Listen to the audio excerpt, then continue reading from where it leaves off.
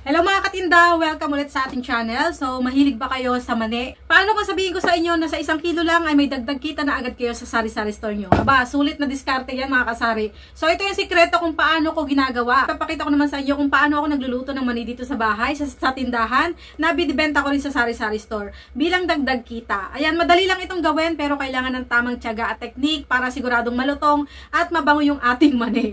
Kaya samahan nyo mga kasari mula umpisa hanggang dulo ng ating video.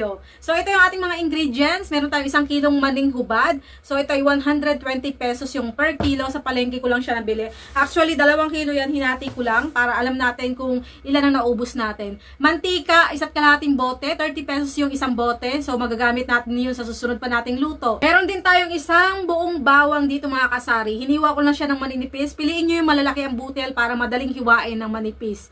So, dito sa amin, 150 ang kilo nito. At ito, tinimbang ko, 8 pesos ang isa nito. Tapos, meron tayong flowing salt na asin. Hindi ito yung bastang iodized salt. Ito yung parang asukal yung texture niya. Tapos, kailangan siling labuyo. Wala lang ngayon kasi gabi na. Hindi ako makapaghanap sa paligid. Meron kasi mga tanim dito siling labuyo. Pero mas maganda kung may siling labuyo kayo. Hiwain nyo na maninipis para maanghang-anghang ang yung mani. So, sa pagre-repack naman mga kasari, gagamit tayo ng plastic size na 2.5 by 4 inches.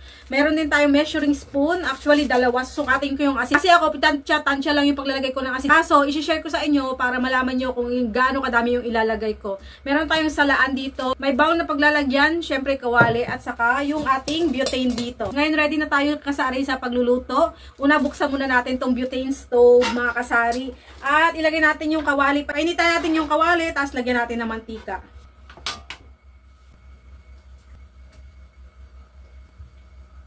So, dito dapat mga kasari, dapat mainit na mainit yung mantika bago natin ilagay yung mani para hindi siya sumipsip ng mantika.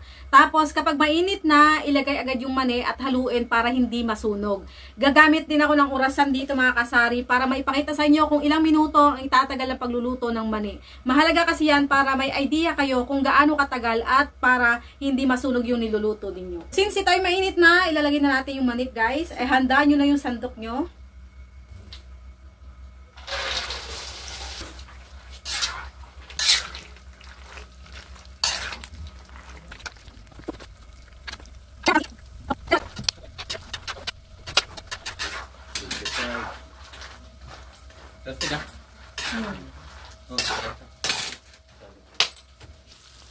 So, kadalasan, mabilis masunog yung mani, kaya kailangan naka-oras tayo. So, ngayon ay naka 6:56 na tayo. Pagkalipas kanina ng 1 minuto, after ko ilagay yung mani doon sa mantika na mainit, ay hininaan ko na yung apoy. So, ipapakita ko sa inyo kung gaano kahina, guys. Ganyang kahina. Aray, mabigat. Ganito kahina, oh. Yan, sobrang hina lang siya. Tapos, kasi dyan pumapasok yung sikreto natin. Mahinang apoy, pero tuloy-tuloy yung init ng mantika. Para pantay yung luto ng bawat butil. Kasi pag malakas yung apoy, ang nangyayari, sunog sa labas, pero hilaw sa loob. Katulad nung nangyayari sa ganito, oh.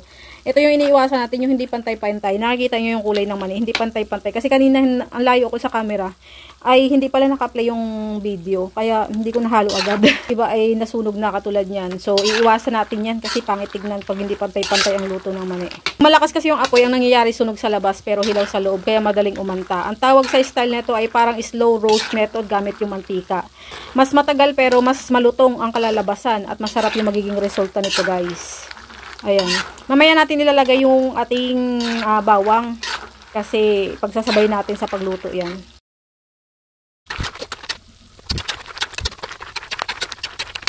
Ayan guys, after 10 minutes, ayan, 10 minutes na nakasalang siya sa mahinang apoy, ilalagay na natin yung bawang. Ganitong kulay na, parang hindi pa siya luto, pero isasabay na natin yung bawang. Ilalagay natin yung bawang, tansyahin nyo yan na bago maluto yung mani para sabay silang maluto at sabay din iaahon. Pero kung hindi kayo sanay, pwede nyo munang lutuin yung bawang ng hiwalay, tapos iset aside at pagsamahin na lang kapag luto na yung mani. Mas safe yun para hindi masunog agad yung bawang natin. Tandaan nyo mga kasari ha, dapat manipis yung pagkakahiwa ng bawang para crunchy talaga pag naluto. Isa pa, malaking factor sa benta ang amoy ng toasted na garlic. Yan yung nakakaakit sa mga bumibili. Pag hinanger mo yan or sinabit mo yung mani mo dyan sa harap ng bintana mo, ng tindahan mo, maaakit yung customer kasi ang bango nung bawang na tinusta.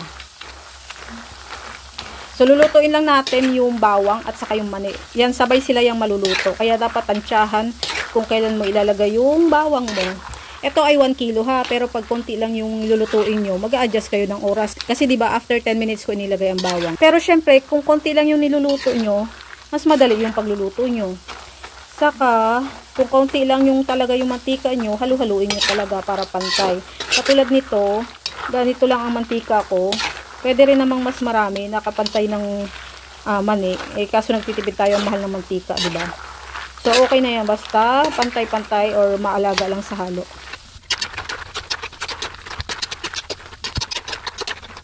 So yan guys, after 15 minutes guys, ito yung isa pang sikreto mga kasari. Kapag paluto na yung mani at bawang, lakasan natin yung apoy ng mga 1 minuto. Ayan, sobrang yung pinakamalakas na ng apoy, lakasan na natin. Yan, nilakasan ko na mga kasari. Ang tawag dito ay oil separation method para yung mantika humiwalay sa mani at hindi sobrang oily ang kalalabasan ng ating pagkakaluto. So pagkatapos nito mga kasari, hanguin agad natin gamit ang salaan para matanggal yung excess na oil. Make sure na golden brown ang kulay kasi kahit nasa salaan pa yan, tuloy-tuloy pa rin yung pagluluto. Kaya dito pa lang wag nyo nang i-overcook. Kasi nga dahil mainit pa yung mani, kaya ikalat agad din nyo sa bowl or tray para hindi mag-overcook at bumait. Para hindi siya maluto sa sarili niyang init yung mani. Antayin na lang natin maluto ng gusto to guys. After ng 17 minutes ay aahunin na natin to mga kasari.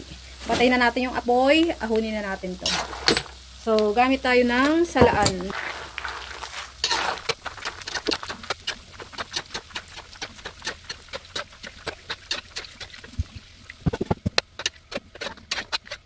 So yan guys, habang nagbablog ako ay nag-brown out dito sa amin. Solar lang yung gamit ko, kaya baka hindi ko matapos itong ginagawa ko kasi madilim guys. So, ito na yung adobong mani natin. So, lalo siya nag-brown kasi nga sabi ko sa inyo, naluluto pa rin siya kahit wala na siya sa apoy. Kaya dapat palamigin nyo kaagad siya. Itutok nyo siya sa electric fan. Kaya ilagay nyo siya sa malaking lagayan para maghiwa-hiwalay siya. So, ito yung paghihiwalayin ko. Gagawin ko 3 lagayan para maghiwalay-hiwalay. So, hindi ko alam kung itutuloy ko pa itong pangit naman tignan kung sobrang din. Mga kasari, ayan, nagkakuryente na dito sa amin. So, pinalamig ko na, pinaghiwa-hiwalay ko. Pagsasama-samain ulit natin mga kasari. At maglalagay na tayo ng asin dito. So, yan. So, may tip ako sa inyo mga kasari ha. Itong ating mani, pag mainit pa or bagong hango pa lang doon sa ating kalan, sa mantika, makunat pa yan. So, wag nyo nang ibabalik doon sa mantika. Ang gagawin nyo, palamigin nyo para maging crunchy. Kasi di ba minsan titikman natin, mainit pa, makunat. Baka mamaya balik nyo sa mantika. Pero lulutong talaga yon pag malamig na siya. Katulad nito, oh. Wow. So, ngayon mga kasari, maglalagay na tayo ng asin. Ako, mas gusto kong palamigin muna bago lagyan ng asin at sili para hindi matunaw agad yung asin dito kasi nga mainit. Pero yung iba, nilalagyan na nila ng pampalasa. Parehas namang okay yun, depende sa trip nyo mga kasari. Pero ako, ang asin ay nilalagay ko ng malamig na ang ating mani. So, yan, ito ang size nito ay 1/2 tablespoon ang ilalagay ko sa ating mani. So, titignan natin kung okay na yan. Kasi ito, guys, didikit pa kasi yung asin sa lagayan, didikit pa dito, didikit pa sa plastic, tapos pag kinain pa, didikit pa sa daliri. So, sobrahan nyo ng konti yung asin para hindi mawalan yung alat. Katulad niya, no, nilagay ko, ang daming nakadikit na asin doon sa lagayan. So, mababawasan na kaagad ang lasa niyan. Dagdagan pa natin ng kalahati. So, ang nailagay ko na ay kalahating tablespoon at kalahating tablespoon. Ilan na yon? So, titikman natin kung okay na yan. Pag malamig na, saka ako nilalagyan ng siling labuyo. Sayang walang siling labuyo tayo nakuha. Masarap sana yon. So, pag nahalo na, tatakalin natin ng tig 2 tablespoon kada pack. Lalagay natin dito, tapos isiselyo natin gamit ang plastic sealer. Yun ay, presyo nun ay 5 pesos. So, 2 tablespoon ha, mga kasari. Katapos nyong ilagay dito, iselyo, ay mag-display lang kayo or magsabit lang kayo sa tindahan nyo. Alam nyo mauubos sa buong maghapon. Tapos yung iba, ilagay nyo muna sa selyong lagayan, garapon, para crunchy pa rin siya kahit ilang araw. So, ganito ang takal guys. Ganyan. Puno lang sa 1 tablespoon, patalunin nyo pag may sobra.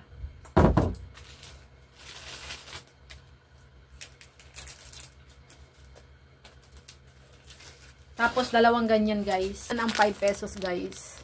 Okay na yan, mahal ang mani. Ay mga katinda, natapos ko ng i-repack at ayan, sa 1 kilong mani nakagawa ko ng 55 packs na tig pa 5 pesos ang benta ko. So on total, pag nabenta ko 275. So ang puhunan ko dito kasama na yung mantika, bawang, asin, sili, butane at plastic ay 195 lang. Kaya ang netong kita ko dito ay 80 pesos sa isang lutuan. So kung gagawin nyo ito araw-araw, malaking dagdag kita talaga sa sari-sari store natin. Ano po? So yan mga kasari, mga katinda, simple lang pero siguradong patok na dadagdag kita ang pagluluto ng mani sa ating sari-sari store. Subukan nyo na rin ito sa tindahan nyo. Siguradong bibilhin ng mga suki nyo, lalo na kung pampulutan or kutkutin. So yan mga kasari, kung nagustuhan nyo ang video na ito, huwag kalimutang i-like at mag-subscribe para sa iba pang discarte tips sa sari-sari store. Salamat sa panonood mga kasari. Happy selling. God bless. Bye-bye. Ingat kayo.